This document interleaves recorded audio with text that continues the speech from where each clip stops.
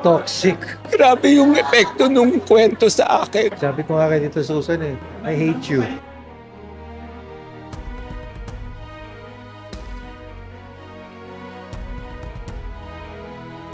I hate their characters but I love their acting.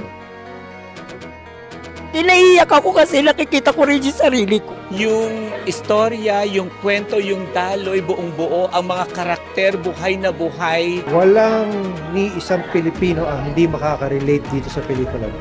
May pera ka para sa restaurant mo, pero para sa kapatid mo, wala. Siya yung umutang, ako magbabayad na eh. Naku, kung pwede ko lang bigyan ng monumento si Arsenio, ikaw ang hero ng bawat pamilya. Ganun pa man, hindi lang ikaw nag-iisa, Arsenio. Marami tayo. Huwag pong uminit ang ulo masyado. Natatakot na si Tita Susan. Natatakot ako baka sa bunutan ninyo. Maganda na kayo ng tissue dahil talagang may iiyak talaga kayo. Grabe talaga.